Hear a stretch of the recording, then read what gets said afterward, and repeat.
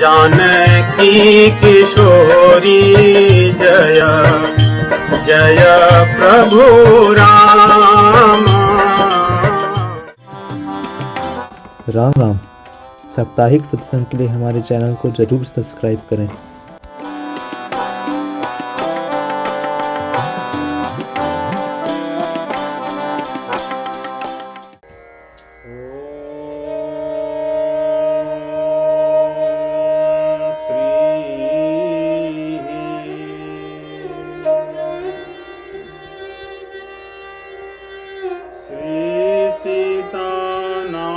समारंभां श्रीरामानन्दार्य मध्यमाम् अस्मदाचार्यपर्यन्तां वन्दे श्रीगुरुपरम्पराम्।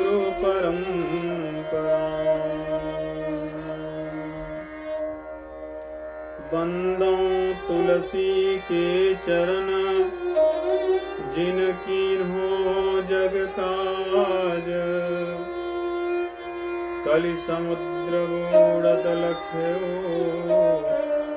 प्रगट्यो सप्त जहाज।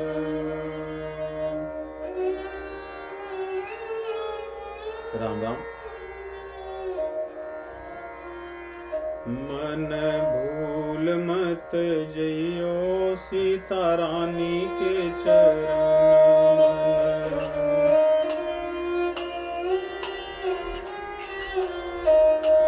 मन भूल मत जइयो सीता रानी के चरण।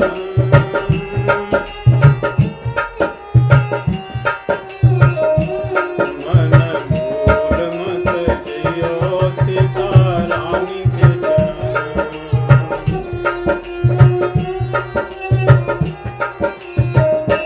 सीता रानी के चरण बहु रानी के चरण।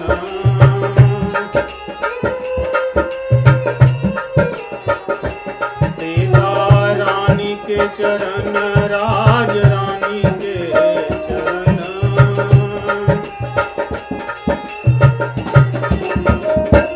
मन भूल मत जइयो सीता रानी के चरण।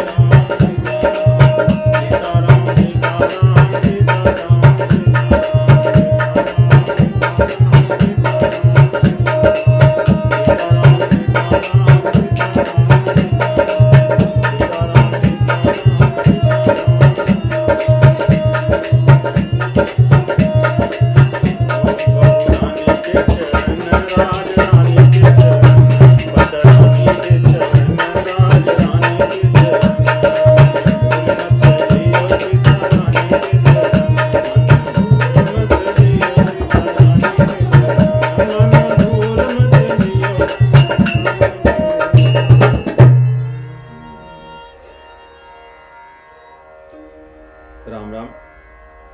आज श्री रामचरितमानस की इस धारा प्रवाह में अरण्य कांड में दोहे 12 से 16 इन 5 दोहों में भगवान की भक्ति रूपी जो रस गोस्वामी तुलसीदास जी ने उसे निचोड़ कर रखा है। कहते हैं जब भक्त और भगवान का संवाद हो या दो भक्तों का संवाद हो तो जीव का कल्याण करने वाला होता है। तो इस कांड में या वैसे पूरे रामचरितमानस में ही भक्त का भगवान का या भक्तों का संवाद ही है। पिछले सप्ताह हमने देखा भगवान श्री रामचंद्र जी अपनी वन लीला को आगे बढ़ाते हुए जब अन्य मुनियों के आश्रम जाने की प्रतिज्ञा लेते हैं और राक्षस समूह का इस धरा से संहार करने के लिए समूल नाश करने की प्रतिज्ञा लेते हैं। अपनी उसी लीला क्रम में भगवान शरभंग के आश्रम गए। शरभंग मुनि ने भगवान को कहा कि आप कुछ समय रुकिए, मैं आपका दर्शन करते करते अपने शरीर को त्यागना चाहता हूं। उसके बाद में भगवान सुतीक्ष्ण के यहां जाते हैं। कहते हैं कि जात रहूं विरंच के धामा, सुने श्रवण बन अहि रामा। हे नाथ, मैं तो इतना तप कर लिया था कि ब्रह्मा जी इंद्र जी सब आके मुझे लेने के लिए विमान आए थे, लेकिन भक्तों की मुनियों की कृपा थी कि आपकी कथा वार्ता में उन्होंने कहा कि राम जी यहीं आने वाले हैं। तो मैंने उस विमान से छलांग लगा ली और तब से प्रतीक्षा कर रहा हूं आपकी। तो भगवान सुतीक्ष्ण को मिलते हैं। सुतीक्ष्ण किस प्रकार समाधि में देखकर भगवान को ऐसे पुलकित हो जाते हैं जैसे कटहल का फल, एक एक रोए उनके खड़े हो जाते हैं। भगवान कृपा करके उनको अपने प्रेम का अनुभव कराते हैं और उस प्रेम रस का आस्वादन करके उन्होंने भगवान से सगुण साकार भक्ति यही वर के रूप में मांगा। उन्होंने कहा कि जिसको जो जानना हो सो जाने, आपके जिस स्वरूप को जिसको मानना हो माने, परंतु जिस स्वरूप में आप साक्षात मेरे दृष्टिगोचर हो रहे हैं वही स्वरूप मैं अपने हृदय में सदैव देखना चाहता हूं। धनुष बाण लिए जानकी और अनुज सहित आपको मैं सदैव देखना चाहता हूं, इसी स्वरूप को। भगवान ने उनके मनोरथ को, उनकी मनोकामना को पूर्ण करके आगे उनसे कहते हैं कि अब मैं आगे चलूंगा वन में। 10 वर्ष बीत गए, 14 वर्ष की तपस्या से। 14 वर्ष का जो वन लीला उनकी है, 4 वर्ष ही बच्चे हैं, इसमें बहुत काम करना है। अभी तो मुनियों के यहाँ जाते थे, पूजा पाठ होता था, बढ़िया कंदमूल फल मिलता था, सत्संग होता था, लेकिन अब राक्षसों के साथ संहार करना है, उनको मारना है, काटना है। अब कठिन समय आएगा, इसलिए भगवान वहां से चलते हैं। यहां से रामचंद्र जी की यात्रा अब पंचवटी की ओर होगी, गोदावरी नदी के तट पर, जो आज का नासिक क्षेत्र जिसको कहते हैं, क्योंकि वहीं पर रामचंद्र जी रावण की प्यारी बहन शूर्पणखा उसकी नासिका को काटेंगे, इसीलिए उस स्थान का नाम तब से ही अनादिकाल से नासिक है और आज भी है। तो भगवान उसकी ओर चलते हैं। तो यहाँ सुतीक्ष्ण जी, जैसे इनका नाम ही था कि नाम सुतीक्ष्ण रति भगवाना, अगस्त्य मुनि के शिष्य हैं, बड़े सुजान हैं, लेकिन इनका नाम कहते हैं नाम सुतीक्ष्ण रति भगवाना। जैसे इनका नाम है वैसी इनकी बुद्धि भी बड़ी तीक्ष्ण है। इसलिए गुरु जी के आश्रम से कुछ दूर पर ही इनका आश्रम है। ये भी जब तप में कोई कम नहीं, जीवन इन्होंने तपस्या में लगा दी है। जब भगवान कहते हैं कि अब मैं चलूंगा, पूछते हैं कहाँ जा रहे हैं। बोले कि अब मैं अगस्त्य ऋषि के आश्रम की तरफ जाऊंगा। तो अगस्त्य ऋषि ही इनके गुरु हैं। ऋषि अगस्त्य कर शिष्य सुजाना, नाम सुतीक्ष्ण रति भगवाना। तो कहते हैं कि ये तो मेरे लिए बहुत अवसर है। मन में विचार करते हैं कि इससे अच्छा अवसर क्या मिलेगा। बहुत दिनों से गुरु जी से भेंट नहीं हुई है। जैसे पिछली बार मैंने कहा था, संतों की कथाओं में हमने सुना है, कहते हैं कि गुरु जी से इनका बड़ा प्रेम था। लेकिन बचपन में जब गुरु सेवा में थे तो भगवान शालग्राम जी की सेवा करने के लिए गए थे और जामुन के फलों को देखकर या वृक्ष में लगे हुए बड़े सुंदर फलों को देखकर मन में इच्छा हुई, तो तोड़ नहीं पाए। तो शालग्राम जी को लेकर ही इन्होंने, जैसे बच्चे पत्थर से तोड़ते हैं, वैसे इन्होंने तोड़ा और जामुन तो मिल गई, लेकिन शालग्राम जी नदी में चले गए। तो गुरु जी के भय से ये जो जामुन थी, काली जामुन, उसी को लेकर के गए। बोले यही शालग्राम जी हैं। तो गुरु जी ने कहा था अब तुम यहां से दूर रहो थोड़ा। दूसरी भी कथाएं हमने सुनी है जिसमें कहते हैं जब ये थोड़े बड़े हुए गुरु जी के आश्रम में, तो इनका स्वभाव तो चंचल का था। तो गुरु जी को बोले कि गुरुदेव, मैं आपको गुरु दक्षिणा देना चाहता हूं। तो अगस्त जी बोले कि कोई बात नहीं है, मैं संतुष्ट हूं तुमने जो दिया। अब तक इतना कम थोड़े ही दिए हो। जब से रह रहे हो आश्रम में, समय समय पर कष्ट देते रहते हो, मैं संतुष्ट हूं, ठीक है। तो इन्होंने हठ कर लिया कि नहीं, मैं गुरु दक्षिणा आपको देना चाहता हूं। तो गुरु जी ने कहा कि ठीक है, साक्षात भगवान को या मेरे शालग्राम जी को लेकर आना, वही मेरे लिए गुरु दक्षिणा होगी। तब से ये वहां दूर रहते थे कि अब गुरु दक्षिणा मैंने हट करके गुरु जी को कहा है, अब उसको तो देना ही है।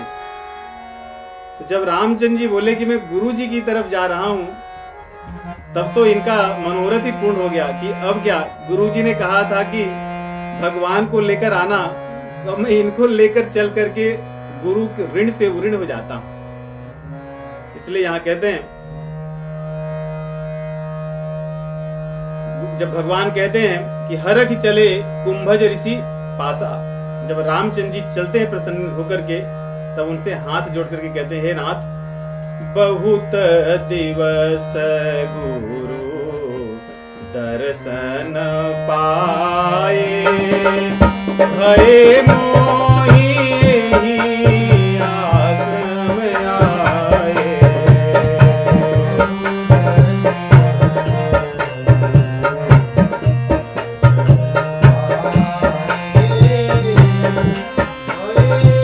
बहुत दिन हो गया है गुरु जी से अलग आश्रम में रह रहा हूं मैं।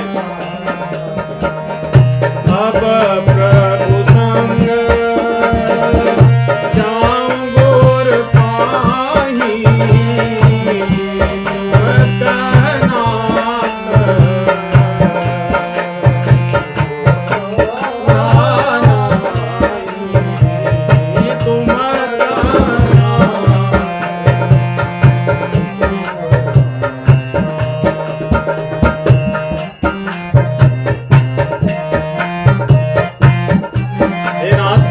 आपके संग चलना चाहता हूं। आप ऐसा न सोचें कि मैं कोई चालाकी कर रहा हूं, तुमका नाथ निहोरा नहीं।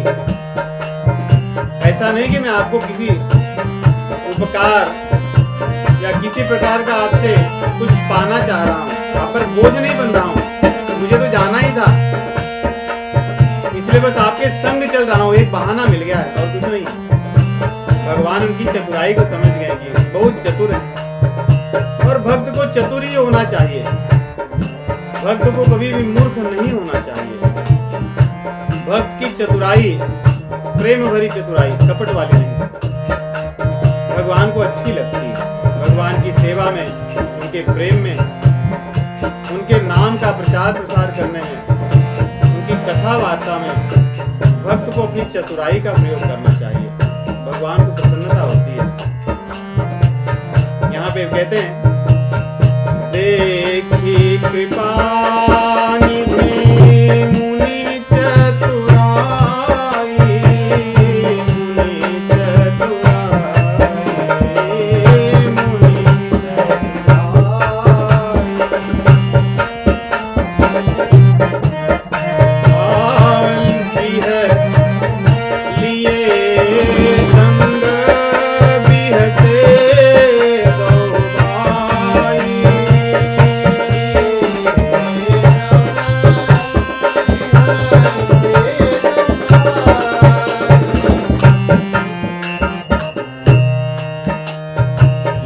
संग भी हंसे दो भाई। दोनों भैया एक दूसरे को देख करके संकेत में कहे कि देख रहे हैं इनकी चतुराई, हमारे साथ चलना भी चाह रहे हैं और कह रहे हैं कि कोई निहोरा नहीं है। ऐसा मत सोचिए कि मैं आपके ऊपर कुछ बोझ बन रहा हूं या आपसे कुछ लेना चाहता हूं, मुझे तो वैसे जाना ही था, आप मिल गए तो ले चलिए साथ में, जो चलूंगा और रास्ता भी आपको दिखा दूंगा। तो इसीलिए रामचरितमानस में रस बहुत अधिक है, रसों से भरा एक ग्रंथ है। जहां ही देखें प्रेम ही प्रेम भरा है। भगवान श्री रामचंद्र जी जब चलते हैं रास्ते में, कहते हैं रामचंद्र जी, वाल्मीकि जी चर्चा करते हैं कि अगस्त जी के जो भाई थे छोटे, तो सुतीक्षण जी के आश्रम और अगस्त जी के आश्रम के बीच में उनका आश्रम था। तो भगवान कहते हैं कि चलो उनसे भी मिलते हुए चलते हैं। तो पहले अगस्त जी के जो भाई हैं छोटे, उनके आश्रम में भगवान जाते हैं और वहां से फिर आगे होते हुए अगस्त मुनि की तरफ जाते हैं। यहाँ पे देखिए कहते हैं, पंथ कहत निज भगति अनूपा, मुनि आश्रम पहुंचे सुरभूपा। पंथ में, रास्ते में अपनी भक्त की बात और भक्त की बात कहते हुए चलते हैं। तो इस भक्ति में वाल्मीकि जी बड़े विस्तार से करते हैं, रामचंद्र जी बहुत सी कथाएं करते हैं। उनमें से एक कथा वातापी और इलवल नाम के दो राक्षस से उनकी कथा करते हैं। ये दोनों बड़े प्रेम करने वाले एक दूसरे के भाई थे। ये भाई थे, असुर थे, राक्षस थे, और इनके पास बहुत तप करने से एक प्रकार से शक्ति अर्जित थी। ये कोई रूप धारण कर लेते, इनको कोई कितनी भी बोटियों में काट दे और जैसे इनका नाम ले तुरंत जग जाते थे। कोई इनको काट के जला दे, फिर कोई आके इनका नाम ले तुरंत उठ के खड़े हो जाएंगे। ये ऐसे राक्षस थे। तो भगवान अगस्त मुनि की महिमा कहते हुए, क्योंकि भगवान भी तो भक्तों का गुण गाते हैं, तो भगवान लक्ष्मण जी को सुनाते हुए कथा चलते हैं कि लक्ष्मण, वातापी और इलवल, इनका वध करने वाला यही अगस्त मुनि है। तो लक्ष्मण जी कहते हैं, भैया उनकी कथा तो बताइए। कहते हैं राक्षस इतने भयंकर थे, बड़े विद्वान थे। ये लोग आ करके ब्राह्मण का रूप धारण कर लेते और संस्कृत भाषा में जा करके अन्य ब्राह्मणों से संवाद करते और उनको बुलाते कि हे भगवान, आप हमारे आश्रम पधारिए और श्राद्ध का भोजन ग्रहण कीजिए। तो ब्राह्मण बेचारे भोले वाले, उनको लगता है चलो कोई यजमान बुलाया है, पास में जाके भोजन कर लेंगे। जब भोजन करने जाते तो ये लोग क्या करते, एक भाई भेड़ बन जाता और भेड़ बन करके बड़ी बड़ी सींग वाला बन करके और दूसरे को कहता कि मुझे काट दो। काट करके कहता मुझे पका करके ऐसा दिख बना दो कि लोगों को लगे कि अन्न है, मांस न दिखे, या कोई चीज जो बनाए रहे भोजन उसके अंदर कुछ जाके मिला दो, किसी को पता न चले। तो जो इलवल था ये बड़ा भाई था और वातापी छोटा था। तो इलवल वातापी को भेड़ बनाता, उसको काटता और उसके छोटे कुछ ऐसे अंग लेकर के वो भोजन जो बनाता उसमें डाल देता। और ब्राह्मण देवता आते बेचारे, उनको तो सब सामान्य लगता, वो खा करके जब हाथ धोने के लिए पानी ले जाता इलवल, उनको हाथ धुलाता। बेचारे हाथ धोने जब जाते तो कहता वातापी, उसके भाई का नाम, छोटे का नाम वातापी था, निष्क्रमस्व, हे वातापे निष्क्रमस्व। बस ऐसा कहता कि जो वातापी था वो तुरंत फिर से उनके पेट में, क्योंकि उसका कोई एक अंग अंश कुछ तो था, वहीं से वो फिर से भेड़ बन जाता और उन ब्राह्मणों का पेट फट जाता। इस प्रकार वो अनेकों हजारों ब्राह्मणों को बुलाता और यही इनका खेल था, इसी में इनको आनंद आता। रोज बुलाते किसी को, रोज किसी को मारते और ये इनको अच्छा लगता। कुछ दिनों बाद सब जगह जब पता चल गया कि ऐसे करते हैं, तो अगस्त मुनि ने कहा कि चलो ठीक है, ये इनके पास जाकर रहने लगे। एक दिन तो आए ये लोग, बुलाए इनको, तो अगस्त मुनि जी बोले चलो मैं चलता हूं। चले गए। यही चाल इसने अगस्त मुनि के साथ की, उनको कुछ भोजन में डाल करके खिला दिया। और अगस्त मुनि को जब हाथ धुलाने गया तब उसने कहा वातापे निष्क्रमस्व, वातापे तो निकला ही नहीं, वातापी निकला ही नहीं।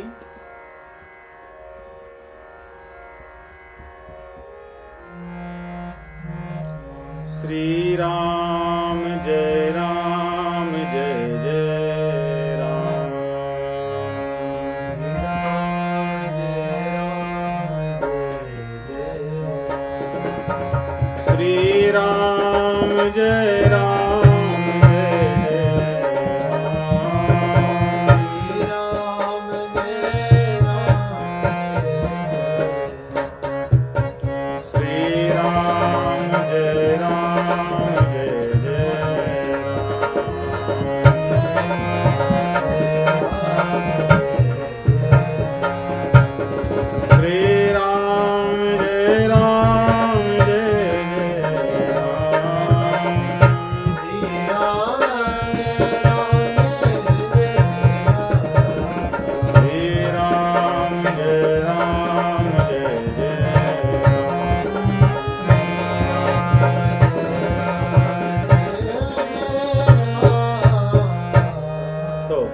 प्रयास करने पर भी वातापी नहीं निकला। तब अगस्त्य मुनि ने कहा कि हे इलवल, तुम्हारे भाई को मैंने पचा लिया है और वो इस समय यमलोक में पड़ा हुआ है।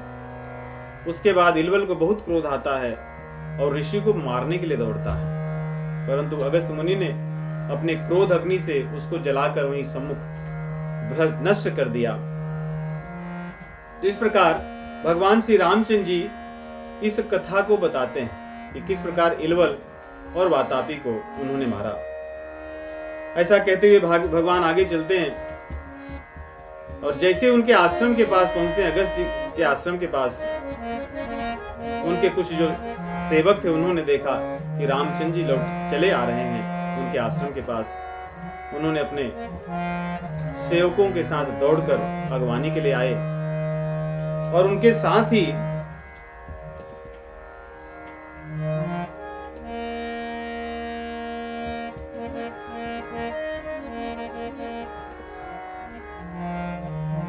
भगवान श्री रामचंद्र जी को जब देखा मुनि अगस्त्य ने, तो अपने शिष्यों के साथ दौड़े हुए आए।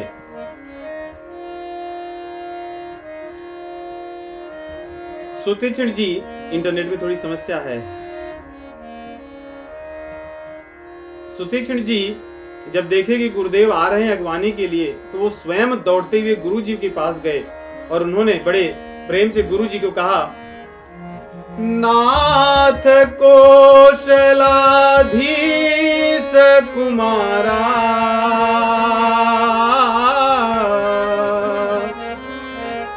आए मिलन जगत आधारा। हे नाथ, कौशलाधीश आए हैं, उनके कुमार आएंगे, महाराज दशरथ जी के कुमार आए हैं और कुमारा ये दोनों भाई आए हैं और जगत के आधार हैं जिनको आप पाना चाहते थे। राम अनुज समेत वैदेही, निस दिन देव जपत हहु जेहि।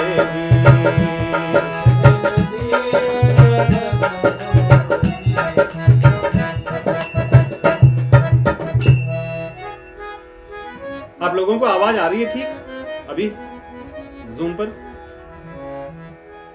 राम जी आवाज जा रही है पर वीडियो ठीक है, और बीच में तो चला गया। ठीक, चलिए आज इंटरनेट में समस्या। तो भगवान श्री रामचंद्र जी जब पहुंचते हैं, दौड़ करके रामचंद्र जी मुनि के चरणों पर गिर पड़ते हैं। मुनि उठाते हैं उन्हें, उसके बाद मुनि भगवान के चरणों पर गिर पड़ते हैं और उनकी पूजा करते हैं, क्योंकि वो जानते हैं। इसलिए सभी एक दूसरे का सम्मान करते हैं, बैठते हैं, उनको पूजा करते हैं, कुछ आसन पर बैठा करके कुछ भोजन देते हैं।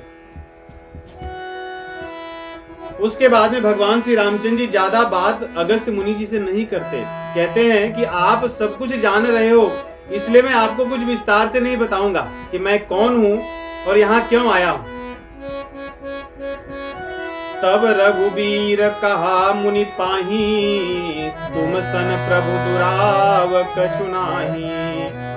तुम जानहु जहि कारण आयो, ताते तातन कही समुझायो। कहते हैं कि दूसरे मुनियों को तो भगवान बताते थे कि मैं महाराज दशरथ जी का पुत्र हूं, यहाँ पर वन में आया हूं। अगस्त्य मुनि को कहते हैं आप सब कुछ जानते हैं, इसलिए आपको मैं कुछ बताऊंगा नहीं, आप मुझे बताइए। मुनि कहते हैं कि मैं आपको क्या बताऊं, तो जैसे रामचंद्र जी का स्वभाव है, वो कहते हैं अब सो मंत्र देहु प्रभु मोहि,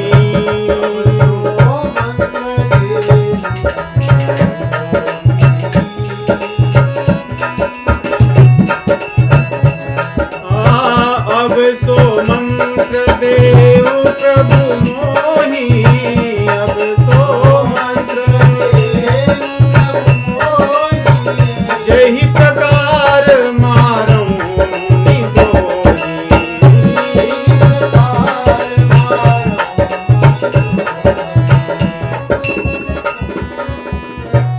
आप मुझे वो मंत्र दीजिए, वो मंत्रणा दीजिए, वो विधि बताइए जिससे मैं मुनियों के द्रोहीन राक्षसों का संहार कर सकूं, जिसलिए मैं आया हूं।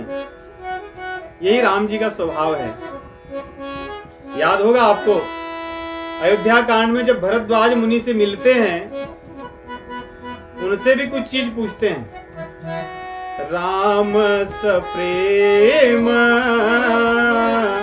कहे मुनि पाही, राम सप्रेम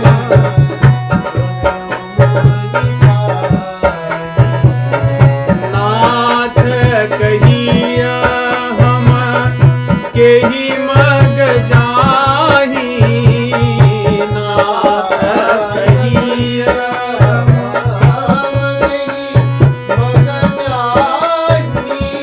नाथ कहिया केहि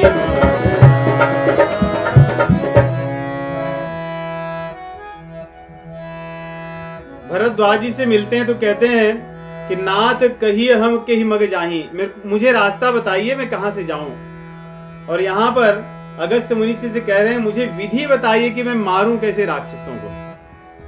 सोचिए, अगर विधि बताना ही होता तो अगस्त्य मुनि जैसे वातापी को मारे थे इनको भी मार दिए होते, इलवल को मारे थे इनको भी मार दिए होते। लेकिन रामचंद्र जी मर्यादा पुरुषोत्तम है, भगवान मर्यादा में बंधे हुए हैं, क्योंकि मुनियों का ये वन है, ये उनका क्षेत्र है। उनके क्षेत्र में भगवान उनकी आज्ञा से जो मार्ग वो बताएंगे उसी मार्ग से जाएंगे, जो मंत्रणा वो देंगे, जो विधि बताएंगे उसी विधि से कार्य करेंगे। इसलिए उनसे पूछते हैं। इसीलिए जब चित्रकूट में प्रवेश करते हैं रामचंद्र जी, तो वाल्मीकि मुनि से अपने रहने का स्थान पूछते हैं। कहते हैं कि आप मुझे वो स्थान बताइए जहां मैं अपने भाई के साथ रह सकूं। अस जिय जानी कहिय सोई ठाऊं, अस जिय जानी कहिय सोई ठाऊं, सिय सौमित्र सहित जह जाऊं।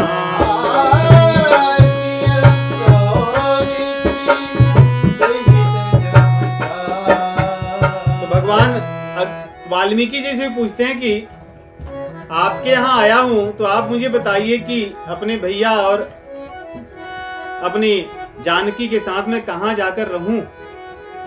वैसे भगवान इनसे पूछते हैं। जैसे भगवान ने पूछा वैसे ही अगस्त्य मुनि ने बताया भी।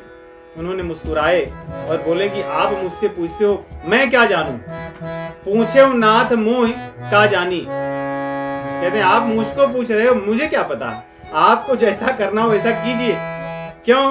कहते हैं क्योंकि पूरा मेरा ये क्षेत्र आपको लग रहा है कि ये वन मेरा है, ये आश्रम मेरा है, आप तो त्रिभुवनपति हैं, तो आपको पूछने की आवश्यकता क्या है। इसलिए यहाँ कहते हैं उमरि तरु विशाल तव माया, फल ब्रह्मांड अनेक निकाया।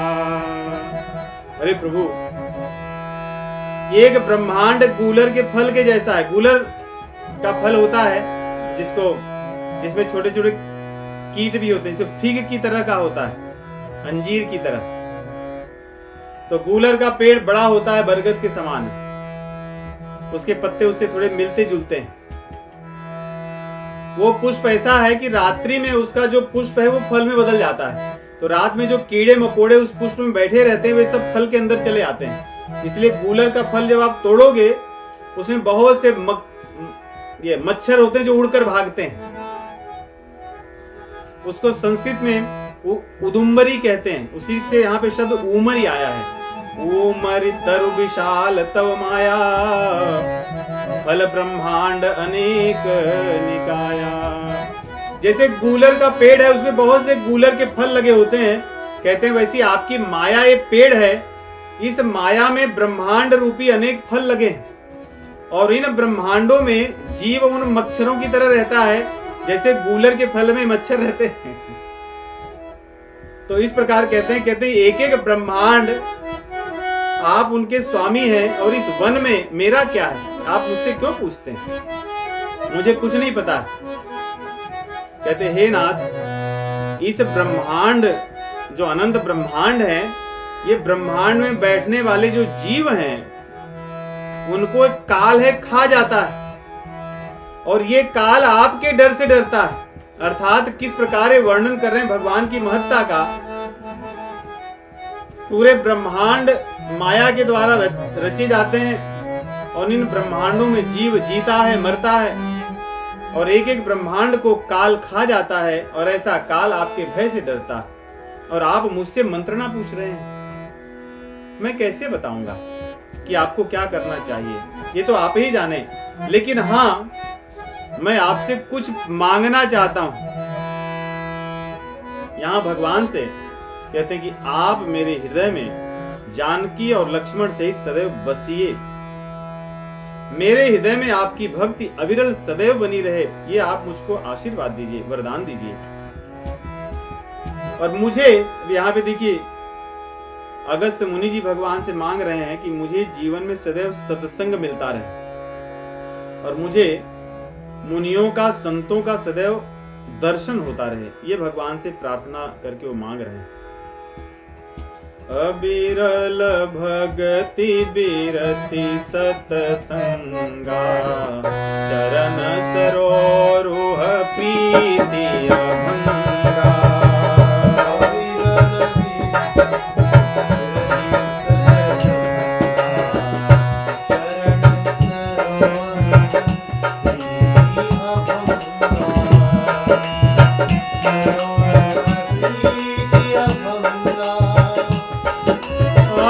यद्यपि ब्रह्म अखंड अनंता, अनुभव गम्य भजहि यहि संता।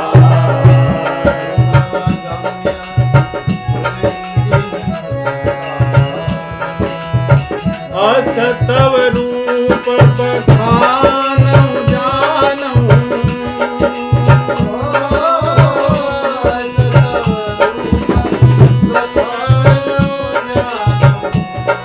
फिर सगुण ब्रह्म रतिमान।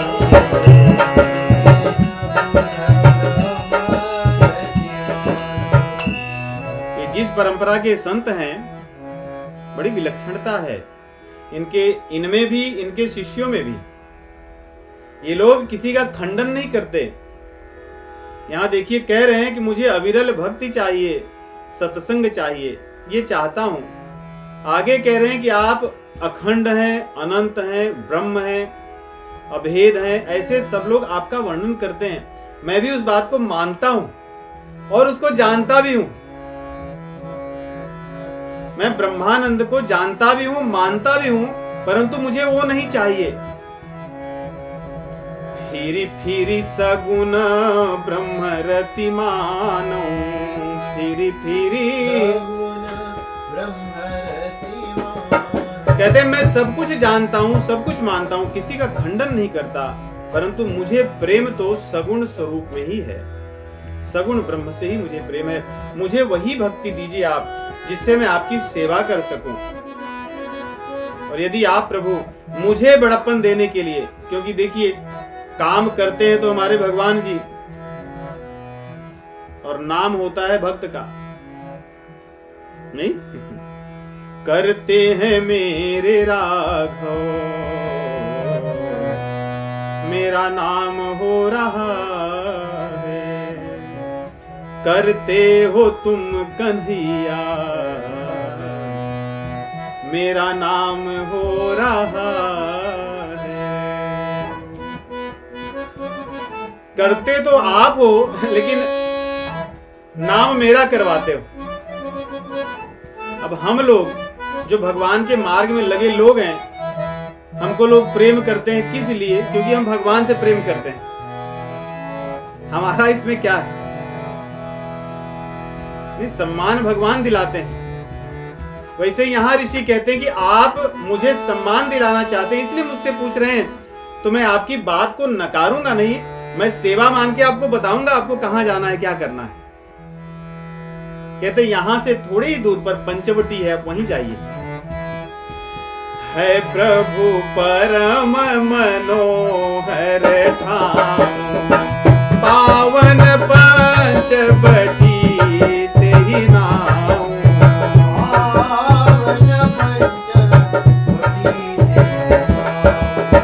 दंडक बन पुनीत प्रभु करहु, उग्र श्राप मुनिवर करहु।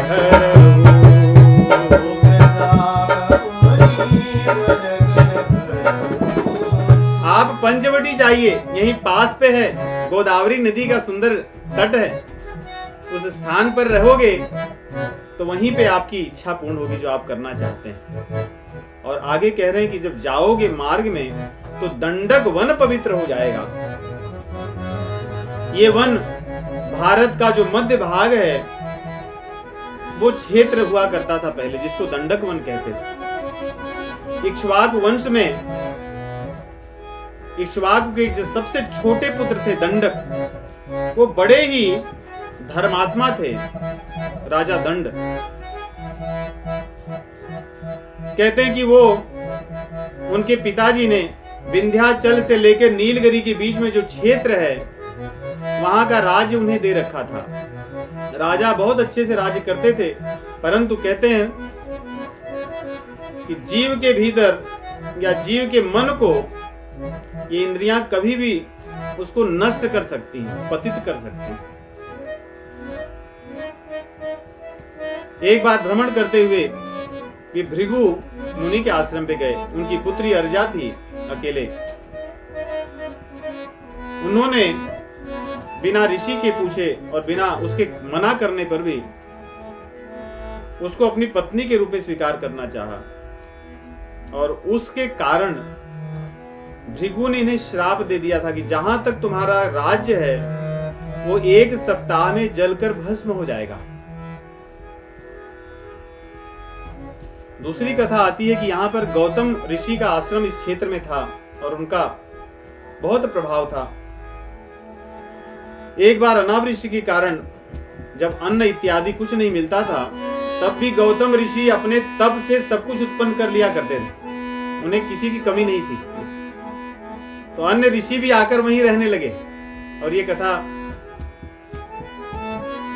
मार्कंडेय पुराण या कूर्म पुराण 2 में से एक में है। कहते हैं कि जब गौतम ऋषि के पास आकर अन्य ऋषि जब पता चला कि यहाँ पे तो अन्न और कंदमूल सब मिलता है, तो वे भी आके रहने लगे और वहां पर आनंद से रहते थे। परंतु बहुत वर्ष बीत गया, जब अनावृष्टि खत्म हो गई, सब कुछ सामान्य हो गया, तो ऋषि मुनियों को तब सत्संग अच्छा नहीं लगता था। उन्हें लगा कि अपने अपने आश्रम चले जाएं। गौतम ऋषि सोचते थे कि यहीं रहे क्योंकि इतना अच्छा लगता है, सब एक साथ रहें। तो जो ऋषि थे वो लोग सोचे हमें तो यहाँ से निकल जाना चाहिए, क्या करें, ये जाने नहीं दे रहे हैं, अपराध होगा अगर ऐसे ही अवज्ञा करें। तो उन्होंने क्या किया, माया की गऊ बनाई और माया की गऊ को जो ऋषि के आश्रम के पास एक खेत था उसमें बड़े अच्छी फसल हुई थी, उसमें खड़ा कर दिया और वो गऊ चरने लगी। और ऋषि को कहा देखिए गऊ आपका पूरा फसल चरती जा रही है। तो गऊ जाकर के उसको बोले कि भाई दूर हट जाए, से बोले जो कुछ एक शब्द निकाले कि हट जाओ, दूर चले जाओ। बस इतना सुनते हुए गऊ गिरकर मर गई। और ऋषियों ने कहा कि गौतम ऋषि तो गऊ हत्यारे, इन्हें तो गऊ हत्या का पाप लगा है, इनका तो मुंह देखना भी हमारे लिए अधर्म है, पाप का है, इसलिए हमें यहां से चले जाना चाहिए। गौतम ऋषि ने अपने तप से देख लिया कि इन मुनियों ने मेरे साथ छल किया है, इसलिए उन्होंने कहा कि ये मुनि जहां जहां जाकर रहेंगे, इनके आश्रम में, इनके आसपास कभी कोई चीज नहीं उगेगी, वो जलकर भस्म जैसे क्षेत्र की तरह रहेगी। तो दंडकारण्य में, दंडक वन में रहने वाले जो ऋषि थे, जहां जहां गए वहां की भूमि और वन सब नष्ट हो गए। तो दोनों कथाएं पौराणिक हैं, अलग अलग कल्पों की कथाएं, इसको हमें मानना चाहिए। तो दंडक वन जो था ये पूरा जला हुआ वन के समान था, यहाँ कुछ भी चीजें अच्छी नहीं थी। इसलिए अगस्त्य मुनि जहां रहते थे उसके वहां से लेकर नीलगिरी पर्वत तक क्षेत्र ऐसे ही था। और इन्हीं सब क्षेत्रों में राक्षस ये सब रहते थे, अधिकतर अपनी वहां पे पोस्ट बनाकर रखे थे। रावण ने सबको अलग अलग स्थान दिया था। तो उनकी आज्ञा से भगवान चलते हैं और यहाँ लिखते हैं कि चले राम मुनि आय सुपाई, तुरत ही पंचवटी नियर आई। और जैसे ही भगवान चले कुछ समय में ही पंचवटी नियर आई। नियर आना ये क्रिया है अवधि में, बड़ा सुंदर शब्द मुझे लगता है। नियर, नियर मतलब अवधि में होता है पास में, और ये अंग्रेजी में भी शब्द है। परंतु नियर जो अवधि शब्द है उसमें एक विशेषता ये है कि ये क्रिया भी है। ऐसे जैसे मैं कहूं कि मैं नियर आ गया हूं, अर्थात मैं एकदम पास में पहुंच गया हूं। तो बोलचाल में कहते हैं कि जब आप नियर आओगे तो आपको ये दिखेगा। तो यहाँ कह रहे हैं तुरंत ही पंचवटी नियर आई, तुरंत ही पंचवटी पास में आ गई, भगवान उसके पास पहुंच गए। तो रास्ते में जब जा रहे थे भगवान पंचवटी के पास पहुंचे तो वहीं महाराज दशरथ जी के सखा थे गृधराज जटायु। उन्होंने देखा, उनसे भेंट हुई, बातचीत हुई, वार्तालाप हुई, सब कथा वो जान गए। उन्होंने महाराज दशरथ जी की कथा बताई कि किस प्रकार हमारे इतने सखा थे। और जब उन्हें पता चला कि अब मेरे मित्र नहीं रहे तो बड़े दुखी हुए। और वहीं पंचवटी में रहते थे और राम जी को कहते थे कि मैं ही आपकी रक्षा करूंगा, मैं ही आसपास आपके दर्शन करूंगा, आपकी सेवा करूंगा और आपकी रक्षा करूंगा। तो इस प्रकार करके आगे भगवान चलते हैं और पंचवटी में अपना एक वास स्थान बनाते हैं। गोदावरी नदी का सुंदर तट है और आनंद का वातावरण है। वहां पर जो पर्वत हैं, नदी हैं, तालाब हैं, वृक्ष हैं, पक्षी हैं, पशु हैं, सब आनंद प्रदान करने वाले हैं। सब इतने सुंदर सुंदर फलों से लदे हुए वहां पे वृक्ष हैं। उस स्थान की यहाँ पे मनोरमता का गोस्वामी जी वर्णन करते हैं। सो बन बरन न सक अहि राजा, कहते हैं वहां की सुंदरता इतनी अच्छी है क्योंकि रामचंद्र जी वहां आकर निवास कर रहे हैं कि शेषनाग भी उसके सौंदर्य का वर्णन नहीं कर सकते। जहां प्रगट रघुवीर विराजा, जहां पे रघुवीर रह रहे हैं। इस स्थान की महत्व इसलिए है क्योंकि रामचंद्र जी आके वहां निवास कर रहे हैं और कोई कारण नहीं है। वैसे आज भी जो पंचवटी का क्षेत्र है अभी भी बहुत ही पावन है, बड़ा सुंदर है। यहाँ पे कली का उतना प्रभाव नहीं है जितना अन्य स्थानों पर है। बहुत ही मनोरम क्षेत्र है। कहते हैं इस प्रकार बहुत दिन बीत रहे थे। एक बार भगवान श्री रामचंद्र जी बैठे थे, लक्ष्मण जी उनकी चरण सेवा कर रहे थे। लक्ष्मण जी ने भगवान को प्रसन्न करके कहा कि आप मेरे प्रभु हैं, आप सचराचर के स्वामी हैं। मेरे मन में कुछ संशय भ्रम है, मैं उनको जानना चाहता हूं, कृपा करके आप बतलाइए। कह रहे हैं यहाँ पे, मैं आपके चरण की सेवा सब कुछ तज के करूंगा, लेकिन मेरे प्रश्नों का आप उत्तर दीजिए, मैं जानना चाहता हूं। इसी बात को भगवान श्री कृष्ण भगवत गीता में कहते हैं, तद विद्धि प्रणिपातेन परिप्रश्नेन सेवया उपदेक्षन्ति ते ज्ञानम् ज्ञानिनस्तत्त्वदर्शिनः। कहते हैं भगवान श्री रामचंद्र जी सोए हैं।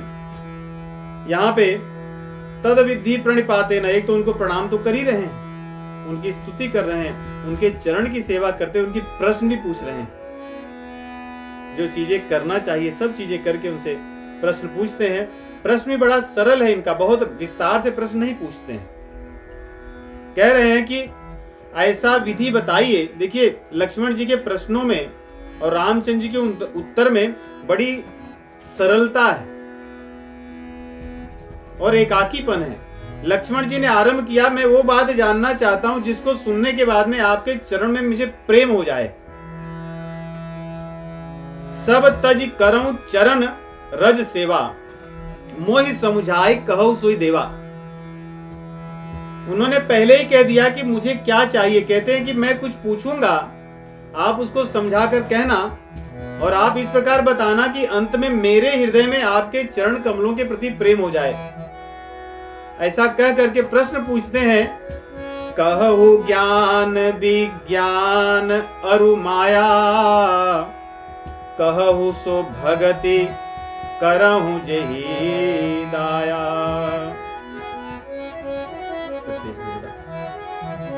ईश्वर जीव भेद प्रभु सकल कहो समुझाई, जाते होई चरण रति शोक मोह भ्रम जाई। उन्होंने आरंभ में और अंत में कहा कि मुझे वो चीज बताइए जिससे आपके चरण कमलों में प्रेम हो। आरंभ में कहा और अंत में भी यही कहा कि जाते होई चरण रति शोक मोह भ्रम जाई, जिससे आपके चरण कमलों में प्रेम हो। वो ज्ञान बताइए, वो माया का ज्ञान बताइए, वो भक्ति की बात बताइए और वो वैराग्य की बात बताइए। मैं क्योंकि देखिए ज्ञान का विषय बहुत विशाल है, वैराग्य का विषय बहुत विशाल है। कह रहे हैं मुझे संक्षेप में वही बात बताइए जिससे आपके चरण कमलों में प्रेम हो जाए। और भगवान संक्षेप में बता ही देते हैं सब कुछ। भगवान कहते हैं कि हाँ चिंता मत करो, थोरे ही मह सब कहूं बुझाई, थोरे ही मह सब सुनहु तात मति मन चित लाई।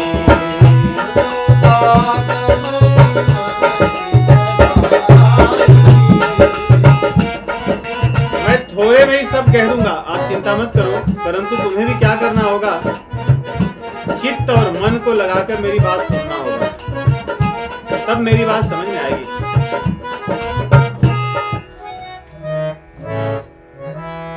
तो सुनने की जो योग्यता होनी चाहिए भगवान यहाँ कहते हैं, सुनहु तात मति मन चित लाई। मति बुद्धि, मन और चित्त, इनको लगाकर सुनना होगा। तात से भगवान ये कह रहे हैं कि जिससे हम सुने उससे अपनत्व हो, इसीलिए सर्वत्र सुनने के लिए सादर की बात कही है, आदर पूर्वक। अपनत्व होने पर ही व्यक्ति किसी की बात सुनता है। घर में भी, घर में जब अपनत्व कम होने लगता है तो कोई किसी की बात नहीं सुनते। इसीलिए संत मिलन को जाइए तज ममता अभिमान। जब हम सत्संग के लिए जाएं, कुछ सुनने के लिए जाएं, अपनत्व हो, प्रेम का भाव हो। अहंकार और ऐश्वर्य अपना दुनिया का ले जाएंगे तो हम सुन नहीं पाएंगे। कान तो सुनेंगे लेकिन हम नहीं सुनेंगे। ज्ञान तो होगा परंतु उस ज्ञान से कल्याण नहीं होगा। तो भगवान कहते हैं कि लखन सुनो, मन चित्त और अपनी बुद्धि को लगाकर मेरी बात को सुनिए। भगवान ने माया की परिभाषा बताई, मैं और मोर तोर तय माया। कहते हैं जब मन में मैं मेरा, मेरा तेरा, मैं तू मेरा तेरा, कहते हैं माया यही है। भगवान ने कितना सरल में बता दी, ज्यादा माया की परिभाषा नहीं। मैं अरु मोर तोर तई माया,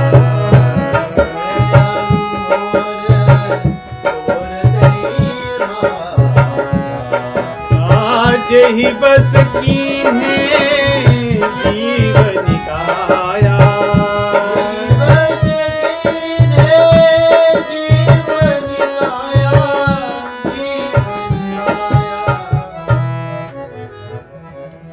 तो माया यही है दुनिया में, बंधन का कारण मैं, तुम, मेरा, तुम्हारा यही है।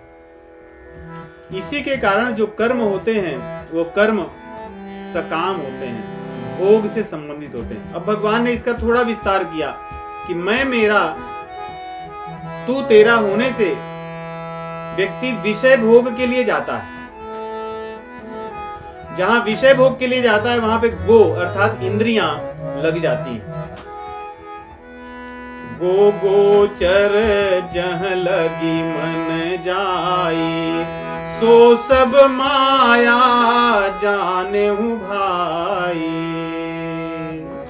यहाँ भाई कह करके भगवान कह रहे हैं कि भैया, ये बड़े प्रेम से कह रहे हैं रामचंद्र जी।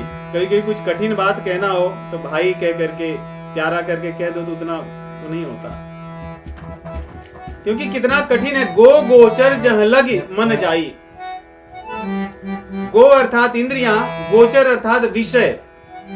आंख का विषय रूप है, कान का विषय शब्द है, जीवा का विषय रस है और त्वचा का विषय स्पर्श है।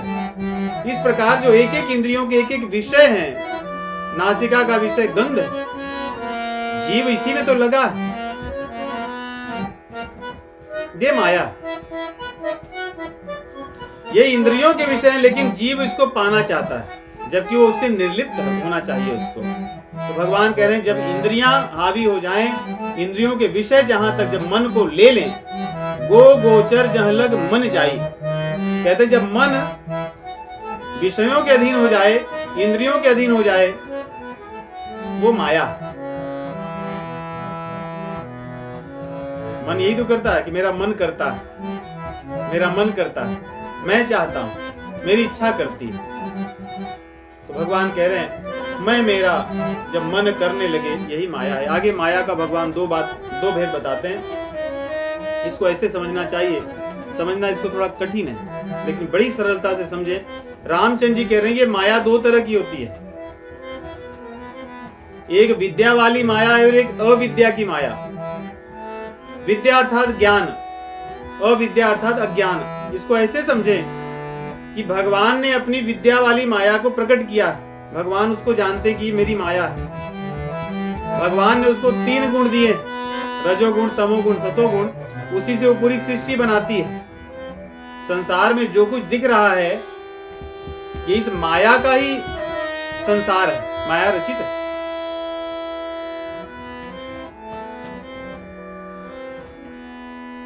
भगवान कहते हैं मयाध्यक्षेण प्रकृति सूयते सचराचर। ये जो प्रकृति है, माया है, मैं इसको जैसे बताता हूं वैसे रचना करती है। तो एक ये माया हो गई ज्ञान वाली, जो रामचंद्र जी जानते हैं, इसको बनाते हैं। इसको समझ है कि रामचंद्र जी जैसे चाहते हैं मुझे वैसे ही बनाना है सब कुछ। दूसरी माया है जो जीव जिसमें रहता है, जीव को पता ही नहीं चलता कि ये माया है, उसको लगता है ये वास्तविक है। ये दूसरी माया है जिसको अविद्या का माया कहते हैं। तो जो जीव इस संसार को माया नहीं समझता, वास्तविक समझता है, भोग का साधन समझता है, अपना समझता है, वो दूसरी माया है, वो अविद्या की माया है, ज्ञानता की माया है। तो रामचंद्र जी कहते हैं कि ये माया है। दूसरा कहते हैं ज्ञान क्या है, उसका एक शब्द, एक वाक्य में, ज्ञान मानजः एको नाही। जहां पर व्यक्ति का मान अभिमान नहीं होता वही ज्ञान है। अर्थात ज्ञान हो जाने पर मैं नहीं रहना चाहिए। इसीलिए जब ज्ञान की बात भगवान श्री कृष्ण भगवत गीता के 13वें अध्याय में करते हैं, 8 से लेके 13 के श्लोकों में, तो भगवान आरंभ ही यहीं से कहते हैं अमानित्वम अदम्भित्वम अहिंसा शांति राजवम। अमानित्वम, वही अमान की बात। यदि ज्ञान को पाना है, ज्ञानी बनना है, तो फिर मान नहीं होता कुछ। अर्थात सर्वत्र भगवान होते हैं, उनके अतिरिक्त कुछ नहीं होता, कोई उपाधि नहीं होती। तो रामचंद्र जी ने कहा कि ज्ञान तो बस यही है और दूसरा कुछ नहीं है, जिसमें भगवान के अतिरिक्त कुछ नहीं है, केवल ब्रह्म ही ब्रह्म है सर्वत्र, वो ज्ञान है। वैराग्य क्या जिसके पास कुछ नहीं हो बेचारा वैरागी बन जाए, वो वैरागी है? कई बार ऐसे होता है ना कि आदमी एकदम सीधा साधा रहता है, क्यों कुछ है ही नहीं है। कह रहे हैं कि जिसके पास सिद्धियां प्राप्त हो फिर भी उन सिद्धियों का कभी उपयोग न करे, वो वैरागी है। जैसे हमने प्रियव्रत महाराज जी के चरित्र को देखा था, ऋषभ देव जी के चरित्र को देखा था, 8 सिद्धियां प्रकट होकर के उनकी सेवा करनी चाहती थी। उन्होंने कहा कि क्षमा कीजिए, मुझे कुछ नहीं चाहिए, मैं संतुष्ट हूं। ये वैराग्य है। ये तभी होगा जब ज्ञान होगा। देखिए, जब तक ज्ञान नहीं होगा तब तक संसार में भोग दिखेगा। जब भोग दिखेगा तो वैराग्य कहां से होगा? जब ज्ञान हो जाएगा, ये भोग जो है यही रोग है, तब तो वैराग्य होगा। इसलिए रामचंद्र जी ने अपनी माया बताई, माया के बाद उन्होंने ज्ञान की बात की, और फिर वैराग्य अर्थात जिसके पास सारी सिद्धियां उपलब्ध हों फिर भी वो उनको तृण के समान, उस पर कभी ध्यान ही न जाए। समलोष्टास्म कांचन भगवान भगवत गीता में कहते हैं, जिसको पत्थर, सोना, मिट्टी का ढेला सब एक ही समान है और कुछ नहीं लगता उसे, कहते हैं वो वैराग्य है। और आगे भगवान के ईश्वर के बारे में कह रहे हैं और जीव के बारे में कह रहे हैं, क्योंकि लक्ष्मण जी ने पूछा था कि ईश्वर जीव भेद, कि ईश्वर क्या है, जीव क्या है। माया बता दिए, 3 ही चीज है दुनिया में, नहीं, इस सृष्टि में 3 ही चीज दिखती है, कि ईश्वर है, एक जीव है, एक माया है। जीव ईश्वर से दूर हो गया है, माया में फंस गया है, ये 3 ही चीजें। तो भगवान ने माया बता दी, अब ज्ञान और वैराग्य की बात तो कर ही दिए, अब ईश्वर और जीव की बात करते हैं। कहते हैं जीव वो है माया ईशन आप कहूं जानहि, जो व्यक्ति को न तो पता है कि माया क्या है, न तो पता है कि भगवान कौन है, और न तो पता है कि वो कौन है, वो जीव अर्थात वो संसारी आदमी है। जिसको न तो माया के बारे में ज्ञान है, न तो भगवान के बारे में ज्ञान है, और न तो अपने बारे में कुछ ज्ञान है, वही जीव है। दूसरा, इसको ऐसे भी समझ सकते हैं, माया ईश न आप कहूं, माया ईश अर्थात माया के ईश्वर भगवान, न तो उनको जानता है और न तो अपने आप को जानता है।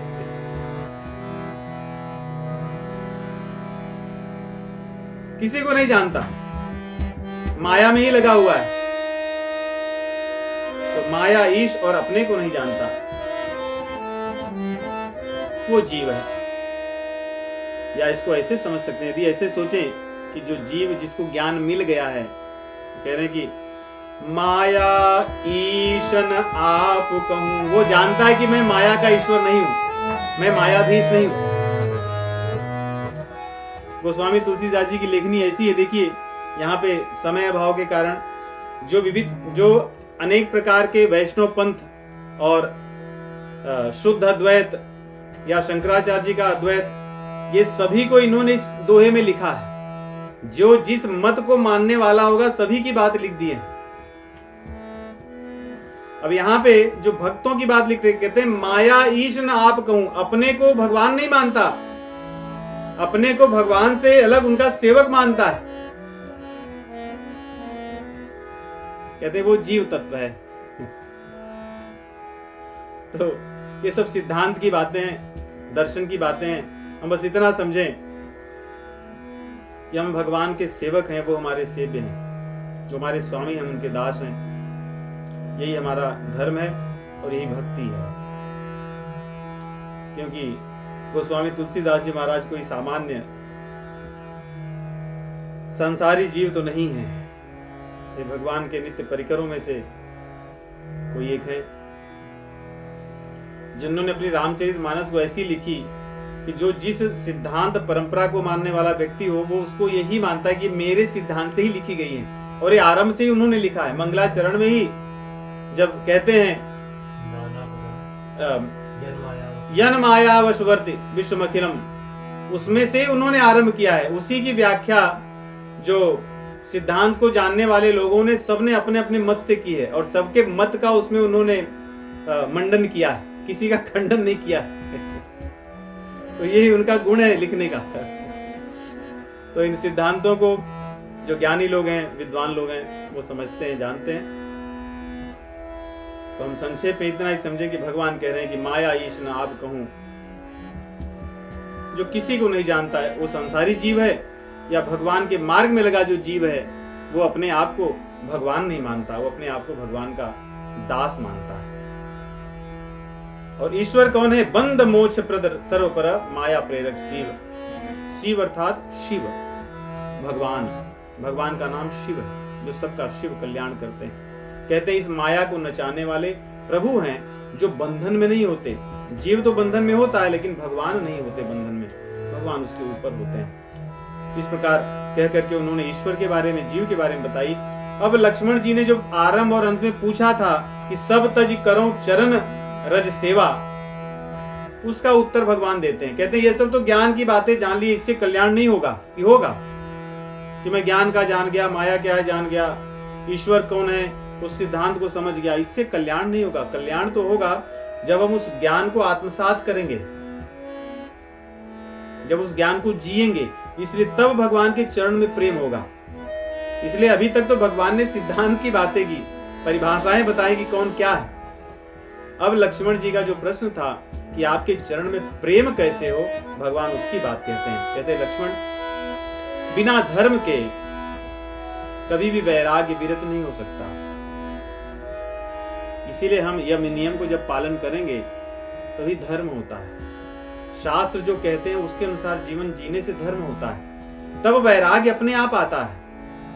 देखिए पहले के लोग धर्म के आधार पे जीते थे, तो धीरे धीरे उनके मन में वैराग्य आ जाता था। आज से 150 साल पहले भी लोगों को देखोगे, उनके मन में वैराग्य तो होता था।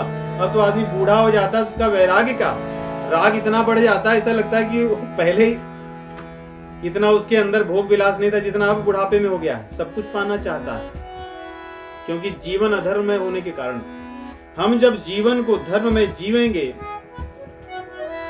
तो सहज रूप से धीरे धीरे वैराग्य की भावना आ जाएगी।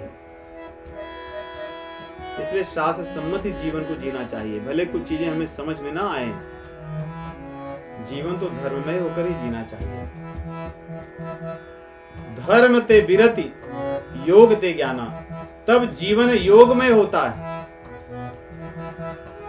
धर्म के आधार पर जब व्यक्ति जीता है, वैराग्य की भावना आती है, तभी तो यम नियम आदि सब जो योग के अंग हैं उसको कर पाता है, और तब उसके हृदय में ज्ञान प्रकट होता है। ज्ञान प्रकट होने पर मोक्ष की तरफ हो जाता है। तो ये ज्ञान मार्गियों की बात बता करके कहते हैं कि लेकिन लक्ष्मण, जो मुझे अच्छा लगता है, जिससे मैं बड़ी सरलता से प्रसन्न हो जाता हूँ, वो मेरी भक्ति है। ये तो ज्ञान का मार्ग था। अष्टांग योग की बात करते हैं भगवान, फिर आगे भक्ति की बात करते हैं। कहते हैं भक्ति जो है वो स्वतंत्र है। स्वतंत्र अर्थात वो किसी साधन पर निर्भर नहीं है। साधन से भगवान को नहीं पाया जा सकता। भक्ति की मार्ग को साधन से भगवान को प्रसन्न किया जा सकता है। फिर देने वाले तो प्रभु हैं। तो यहां पे समझने की ये बात है, जैसे ज्ञान मार्ग में कि आप यम नियम, आसन, प्राणायाम, प्रत्याहार, धारणा, ध्यान, समाधि, ध्यान, धारणा, समाधि, इन 8 अंगों से उस मार्ग पर अग्रसर होते हुए उस स्थिति में पहुंचते हैं आप, समाधि की स्थिति में। वो साधना है, और साधना में आप जिस स्तर पर जाओगे वो फल आपको मिलेगा, अनुभव होगा। क्योंकि चित्त जब संसार की वासनाओं से निर्लिप्त हो जाता है योग मार्ग से, तो अनुभव होने लगता है ब्रह्मानंद का। परंतु भक्ति में प्रेम का अनुभव तो भगवान की कृपा से होता है। साधना आप करोगे, लेकिन भगवान की प्रसन्नता से ही वो आपको भक्ति मिलेगी, प्रेम मिलेगा। जैसे हम किसी को कितना भी प्रेम करें, लेकिन उसके प्रेम का अनुभव तो उसके ऊपर निर्भर करता है कि वो हमें कब प्रेम देगा। वो दे न दे उसके ऊपर। इसलिए भक्ति साधना पर निर्भर नहीं, इसलिए स्वतंत्र है। क्योंकि भगवान स्वतंत्र हैं, इसलिए भक्ति भी स्वतंत्र है। ये उनकी कृपा से मिलती है। और ये स्थान स्थान पर आया है कि सोई जानहि जेहि देहु जनाई। जब आपकी कृपा होती है, उसी के हृदय में भक्ति देवी प्रकट होती है। प्रेम की अनुभूति तभी होती है। तो कहते हैं कि जब भक्ति मिल जाती है मेरी कृपा से, तो ज्ञान वैराग्य भी उसको आ जाता है। कि दूसरे मार्ग की बात बता रहे हैं, भक्ति की मार्ग। दूसरे मार्ग में जीव साधना करता है, तब वैराग्य ज्ञान प्राप्त करता है और ब्रह्मानंद को पाता है।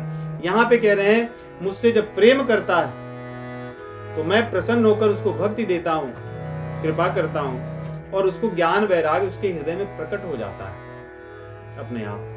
सबरी जी ने कौन सा क्या किया था, गिरिराज जटायु ने क्या किया था, कौन सा तप किए थे, कौन से योग मार्ग में गए थे? वो भक्ति मार्ग, प्रेम का मार्ग। भगवान उसकी बात करते हैं, कहते हैं इस मार्ग में चलना बड़ा सरल है, क्योंकि इसमें मेरी कृपा ही एक अवलंबन होती है जीव के लिए। इसमें भगवान के भक्तों के चरणों में, विप्रों के चरणों में, विप्र कह रहे हैं अर्थात विप्र और ब्राह्मण ये अलग अलग द्विजों के नाम हैं या स्थिति है। विप्र अर्थात जो विद्वान होता है, शास्त्र के अनुसार जो जीवन जीता है, उनके चरण कमलों में प्रेम करके जब मेरे बारे में कोई जानता है, कहते हैं तब जब मुझे जानता है उनके चरण कमलों में रह करके, तब मुझसे प्रेम करने लगता है। जाने बिनु न होई परतीति, बिनु परतीति होई नहीं प्रीति। जब मुझे जानेगा तब मुझसे प्रेम करने लगता है, और प्रेम जानता है कहां से? भक्तों के माध्यम से, विप्रों के माध्यम से। और कहते हैं जब मुझसे प्रेम हो जाता है जीव को, तो संसार की चीजें फीकी लगने लगती हैं, उनसे अपने आप वैराग्य हो जाता है। देखिए, भक्ति में आरंभिक अवस्था में भी वैराग्य की अनुभूति आप कर सकते हैं। हम तो सत्संग में सत्संगियों को ही देखते हैं। कई लोगों की बहुत सी ऐसी पुरानी आदतें थी जो छूटना कठिन थी, लेकिन बिना प्रयास के ही छूट जाती हैं, केवल सत्संग करने से। भगवान उसी की बात कर रहे हैं। नहीं, आप कई भक्तों से मिलिए, वो अपने अनुभव को बताएंगे कि मैंने कुछ नहीं किया, लेकिन सत्संग करने से ही मेरी आदतें छूट गई, बहुत सी आदतें छूट गई। तो भगवान यही कह रहे हैं कि जब भक्तों का संग होगा, तब एही कर फल पुनि विषय विरागा।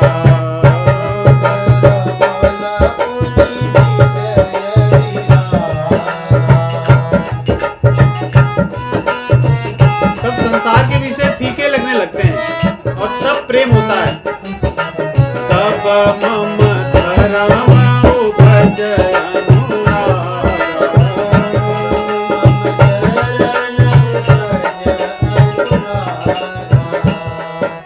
चौपाई बहुत ही अच्छी है, इसमें बहुत सार छिपा हुआ है। कहते हैं सत्संग भजन करने का फल क्या है? विषय विराग होता है, और मम धर्म उपज अनुरागा, मेरे धर्म में प्रीति। भगवान का धर्म क्या है? भागवत धर्म। भागवतों द्वारा जो अनुष्ठनीय जो धर्म है, वही भागवत धर्म, वही भगवान का धर्म है। भागवत धर्म क्या है? भगवान से प्रेम करना। इस संसार में भोग के लिए हम नहीं आए हैं। इस विचार को दृढ़ करके अपने जीवन को भगवान की सेवा में लगाना, यही भागवत धर्म है। जो पहले चले गए जो आचार्य हैं, उनके पद चिन्हों पर चलना, यह भागवत धर्म है। कह रहे हैं जब व्यक्ति सत्संग करता है, भजन करता है, तब संसार के जो विषय फल हैं उसमें उसका मन नहीं लगता, तब वो भागवत धर्म से प्रेम हो जाता है। और जब भागवत धर्म से प्रेम होगा, तो भागवत लोग करते क्या हैं? नवधा भक्ति, श्रवणम कीर्तनम स्मरणम पाद सेवनम विष्णोः पाद सेवनम अर्चनम वंदनम दास्यम सख्यम आत्मनिवेदनम। श्रवणम कीर्तनम विष्णोः स्मरणम पाद सेवनम अर्चनम वंदनम दास्यम सख्यम आत्मनिवेदनम। ये नवधा भक्ति है। भगवान का श्रवण करना, कीर्तन करना, स्मरण करना, उनके चरणों की सेवा करना, चरण स्मरण करना, अर्चना करना, स्तुति करना, उनकी वंदना करना, उनका दास स्वयं को मानना, स्वयं को उनका सखा मानना, और अपना सब कुछ उनको दे देना, अपना सब कुछ उन्हीं का है ऐसा मानना, यही नवधा भक्ति है। कहते हैं जब उसके मन में भागवत धर्म दृढ़ होता है, तब ये भक्ति होती है। जब हम नवधा भक्ति ये करने लगे, अर्थात हम भागवत धर्म का पालन करने लगे, उससे प्रेम होने लगा। कहते हैं जब वो करता है, तब मेरी लीला उसको अच्छी लगती है, नहीं तो क्यों सुनेगा कोई नहीं। कई बार होता है कि कौन सी कथा सुन रहे, वही रामायण की कथा, वही भागवत की कथा, भगवान शिव जी की कथा, क्या है हम लोग तो जानते ही हैं, उसमें क्या सुनना है। प्रेम हो जाता है तब भगवान की कथा सुनने में अच्छा लगता है और मन करता है।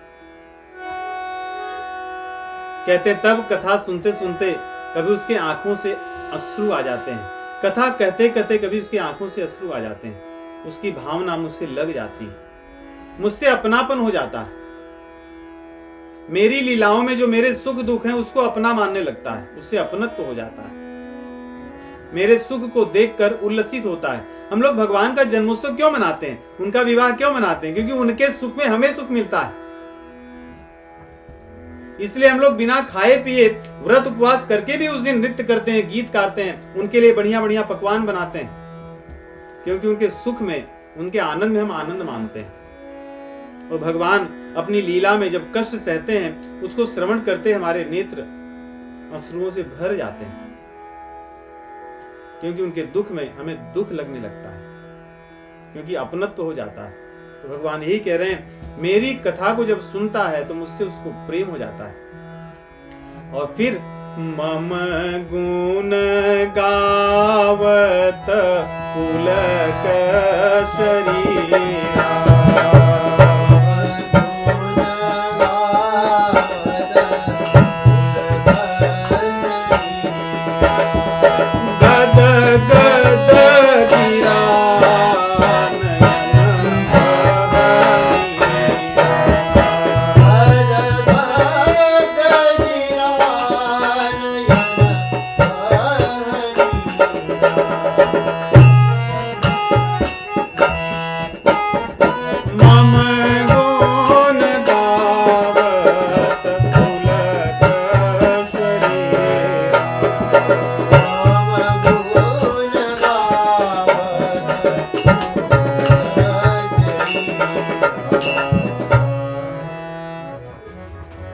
भगवान कहते हैं यही भक्ति है, यही करने से मेरे चरण कमलों में प्रेम हो जाएगा। तो इस प्रकार भैया लखन को उपदेश देते हैं। इसी को लक्ष्मण गीता कही जाती है। हमने तो समय अभाव के कारण संक्षेप में कुछ ही विषयों की चर्चा की है, परंतु इसको जितना ही पढ़ें उतना ही साधना बल मिलता है हमें। और भगवान की भक्ति भगवान ने अपने मुख से बहुत बार कही कि सरल है, सुगम है, बस हम करना चाहें तो। भगवान की कथा श्रवण करने से ही धीरे धीरे भक्ति मार्ग में हम जुड़ जाते हैं। आज की कथा को यही विश्राम करेंगे, आगे की कथा अगले सप्ताह। 2 मिनट हरि नाम संकीर्तन करते हैं।